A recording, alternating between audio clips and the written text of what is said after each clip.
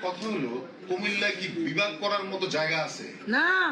কুমিল্লা শহরে বিভাগ করার মতো বা একটা একটা বড় অফিস করার মতো জায়গা আছে কুমিল্লা? কুমিল্লা শহর দিয়ে তো রিক্সাই চলে। সেই জায়গায় কুমিল্লা কিভাবে এটা করে? তবে আমাদের কষ্টের কথা হচ্ছে গত 54 বছরের নোয়াখালীর ইতিহাসে আমরা রাষ্ট্রপতি পেয়েছি, স্পিকার পেয়েছি, প্রধানমন্ত্রী পেয়েছি, অনেক মন্ত্রী পাইছি। এই যে আমাদের জায়গা আছে, কিন্তু নোয়াখালীতে আপনারা অনেকগুলোর দাবির কথা বলছেন, কোন দাবি দরকার নাই, একটাই দাবি করেন, নোয়াখালী বিভাগ। নোয়াখালী বিভাগ যদি হয় আপনাদের ওই সমস্ত দাবি অটোমেটিক্যালি হবে, চিন্তার কোনো কারণ নাই।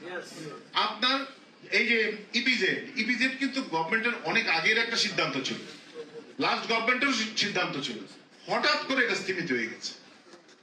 তারপরে আমরা নোয়াখালী একটা ব্লু ইকোনমিক এরিয়া, সেখানে এটার যে ইনকাম, সেই ইনকাম দিয়েও কিন্তু নোয়াখালী অনেক দূর এগিয়ে যেতে পারে। রেমিটেন্সে আমরা 1 নম্বর, 10 লক্ষের উপর লোক বাইরে বাস করছে। আরে নোয়াখালীর লোকরা তো দেশে টাকা পাঠায়, সিলেটিরা সেখানে গিয়ে লন্ডনই হয়ে যায়, নোয়াখালীরা কিন্তু ওইখানে গিয়ে নোয়াখালী এলাকা হয়ে যায়, ওরা কিন্তু নোয়াখালী থাকে এবং তারা কিন্তু দেশে টাকা পাঠায়, দেশে বাড়িঘর করে, তাদের বিজনেস সবকিছু কিন্তু এখানে করে। তো সুতরাং নোয়াখালীর কিন্তু অনেক কিছু আমাদের আছে, কিন্তু আমাদের দাবিটা সোচ্চার হতে হবে, আমাদের আন্দোলনটা প্রতিনিধিত্বমূলক হতে হবে সব এলাকা থেকে। যেমন এই যে আমাদের আবুল হোসেন ভাই, উনি কিন্তু অত্যন্ত বড় মাপের একজন নেতা।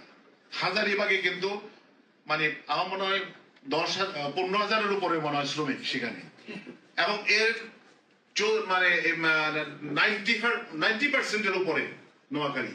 তারপরে আমাদের বিভিন্ন চক বাজারে, ওই যে নীলক্ষেতে, বিভিন্ন এলাকায় কিন্তু সব নোয়াখালী। আপনি যদি আবাসিক এলাকা যদি বলেন, বনশ্রী বলেন, তারপরে ধনিয়া বলেন, তারপরে কমলাপুর মুগদা বলেন, আপনার সব জায়গায় ওইখানে খিলগাতে একটা নোয়াখালী সোসাইটি আছে, মানে বিভিন্ন জায়গায় আছে। এই যে বিভিন্ন সোসাইটি গুলো আছে, যদি পারা যায়, আমি জানি না এটা সম্ভব কিনা, ওই সব জায়গা থেকেও যদি প্রতিনিধিত্বমূলক যদি প্রতিনিধি আনতে পারেন এখানে, তাহলে কিন্তু বিরাট ধরনের সাফল্য।